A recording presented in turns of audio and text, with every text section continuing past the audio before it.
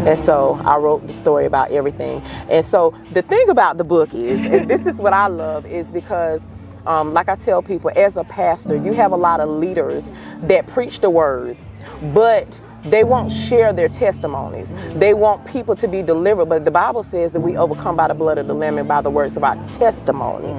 So it's by our testimony that people are delivered, but they won't tell you their real testimony. So in my book, I'm gonna just share. I talk about my rape. I talk about domestic violence at a young age. I started dating at 15, and my mom had to get my ex locked up over 38 times. Wow. Because the domestic violence was that bad. And because I was underage at that time, that's how it worked. She had to press the charges.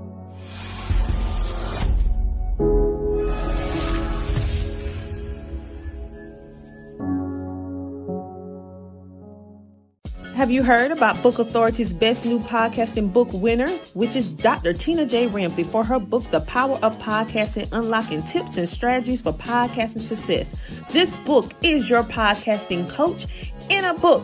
She is sharing so many strategies. This book reached #1 twice on Amazon for new release and best-selling book. So go ahead to CTRMediaNetwork.com to purchase your copy today, or simply place your order on CTR Media Network is now accepting new podcasters to join our growing network that's reaching 350 million global listeners. Have you heard? CTR Media Network offers podcast production, podcast training, distribution, and product placement. Book us for your next event or schedule an interview with CTR Media Network podcasters today. To learn more, go to ctrmedianetwork.com. Hello, everybody. I am Dr. Tina J. Ramsay, the host of the Tina Ramsay Show and podcast, powered by CTR Media Network. And today we are live at the Hush No More Domestic Violence Health Fair, and we're in Irmo. Yes, for many of you who may have never seen Irmo, South Carolina, and we are having a sit down with some of the amazing sponsors as well as some of the participants in this amazing event. And today, I know you see this beautiful lady to my right. You thought I was gonna say to the left, didn't you? But I said to the right. All right. And so I'm so glad that you decided to take a sit down with us and share some of your stories. So tell us your name, a little bit about yourself. Okay. Well, I have my little spiel. I am Pastor Patrice Washington here in Columbia, South Carolina, the rapping pastor. Okay, then. In Columbia, South Carolina. So I've been pastoring in Columbia for 13 years. I'm also a book author. My book is called From the Pit to the Palace. It's a testimonial. And then I also do Christian hip hop to reach this generation. I started doing Christian hip hop in 2018 to reach this generation. So I have several songs that's out on all streaming platforms. Okay, so what made you decide to do Christian hip hop? I know you said you wanted to reach a generation, but what was that aha moment? Because God give us all these different assignments, different gifts, different talents. But what made you say hip hop? That's where I'm gonna go with. Because we can do R&B and everything else. So what made you decide to do that? It wasn't that I decided. I was led by God to do that it. Part. I tell people all the time, whatever God tell you to do, just do it even if it don't make sense. So most people in Columbia, they know me as Prophetess Washington, or Pastor Washington. They know me just praying, deliverance, healing, but God told me to do this, and I just had to be obedient. He came to me in a vision, and he just showed me, reaching the youth through music. And I was like, well, God, because I'm going to ask questions. I'm like, well, God, I don't sing, not no more. And he's like, no, you're going to reach them through Christian hip hop. Well, I don't rap, but God told me to do it. And I did it, and it just flowed. I started out by just taking songs that I noticed that the children loved, that was on the radio station, and I remixed all of them and made them gospel songs. And so I put out a mixtape called Reborn that's on my YouTube channel that remixed all those songs. And then I went back and I did my original songs on my EP, which is called Dope. And it stands for Divinely Opening People's Eyes. And every song on the EP is named after a drug. So your marijuana, cocaine, heroin, Molly. And I did that because God began to show me, like, when people are on drugs, they have symptoms And so sometimes we go through life and our issues relate to some of those symptoms that people have on drugs. So like Molly give you your Euphoria. So on that song, I'm talking about love, you know, so that's how that is. That's deep. You should have brought that with her so we can have a sound party. Yeah. Okay, and so you said that you're an author. And I love the way you choose to use words. You are a lyricist. I see why God used you to do that. Because the way that you place words that make it intrigue, it's very intriguing. So what made you decide to write a book and to use that particular title? Because that's very unique. So again, like I said, just my spiritual gift that God has given me. If God tell me to do something, I obey. And so I was sitting in the house one day and he told me to write the book. And I was like, write the book about what? Right about what? And you know, I actually went on a fast. I went on a 31-day fast just for guidance, and that's when God revealed to me he wanted me to write a book about my life. And I was like, what part? Because my life has so many layers. And so he said all of it. And so I wrote the story about everything. And so the thing about the book is, and this is what I love, is because like I tell people, as a pastor, you have a lot of leaders that preach the word, but they won't share their testimonies. They want people to be delivered, but the Bible says that we overcome by the blood of the Lamb and by the words of our testimony. So it's by our testimony that people are delivered, but they won't tell you their real testimony. So in my book, I'm gonna just share. I talk about my rape. I talk about domestic violence at a young age. I started dating at 15, and my mom had to get my ex locked up over 38 times because the domestic violence was that bad.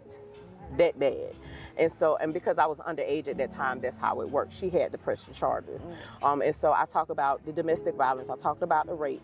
I talk about just different kinds of abuse, alcohol, marijuana. I used to be a stripper.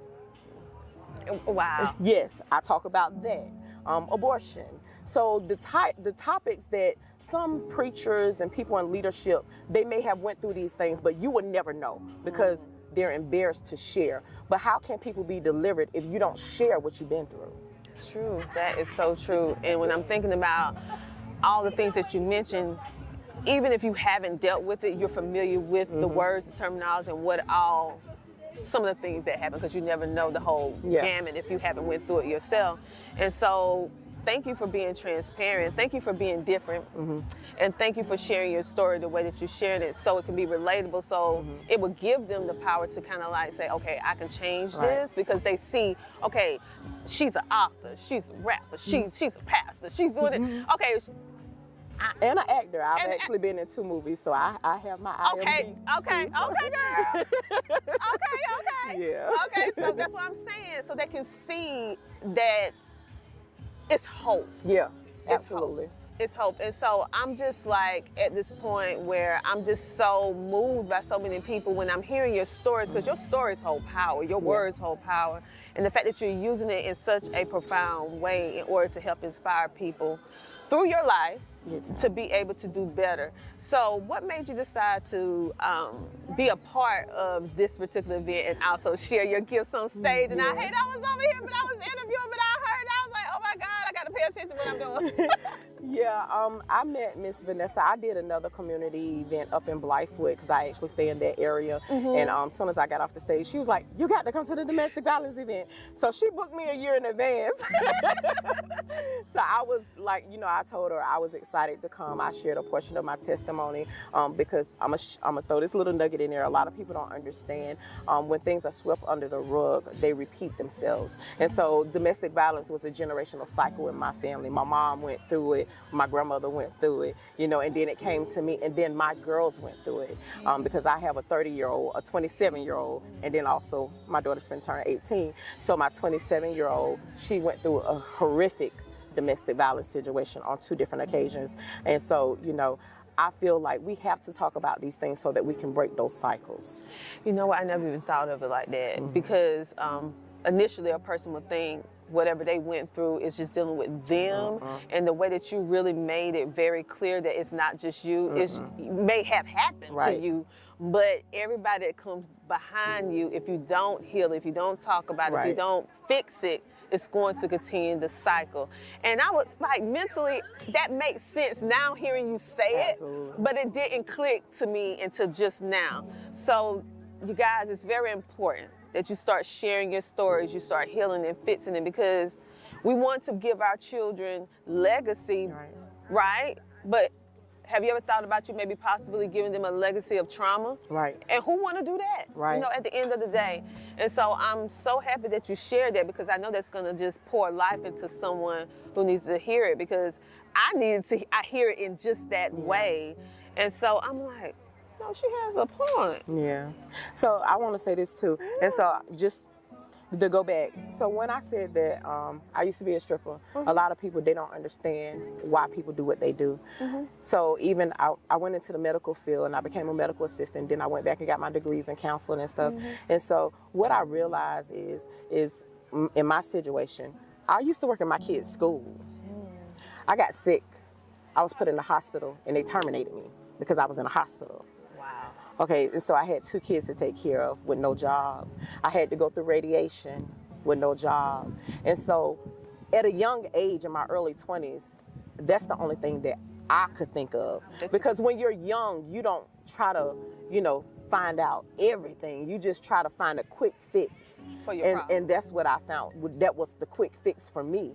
You know what I'm saying? But that's what led me. And so my thing is, there's a root cause to everybody's issue. So that's why I don't judge people. The slogan of my ministry is, I will love you through it, whatever it is, because everybody has a it. Everybody. Everybody. Everybody. That is a true fact. And I'm glad that you piggyback back to that and brought that out, because they need to hear that sometimes it's your circumstances and your lack of option that put you in a situation that you most likely would have never done had not you been in a certain situation. And that don't make you a bad person. Right. That don't make you less educated, because here she was going to school, all this different stuff, but she was young, didn't have options. Well, we feel like we don't have as many options because maybe the people who we're around, we can't see. We got that like tunnel vision. And so that's going to speak life into somebody that need to hear that. For you to pull that back like that, somebody need to hear that. All right. And so,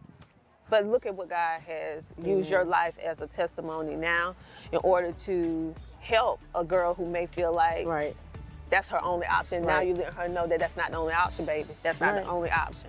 That's right. And so how can people get in contact with you? And I'm on all social media platforms as Pastor Patrice Washington. On Facebook, I have 2 pages, Patrice Washington, and then also Pastor Patrice Washington.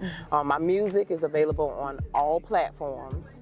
All platforms. Please stream. Stream it. Stream it. And my book is available everywhere books is sold: Walmart, Barnes & Noble, Amazon. You can get the book From the Pit to the Palace. Oh, I absolutely love it. And I would love to have some more time to sit down with you, but it looks like everybody just wrapping all up and stuff. I want to talk some more.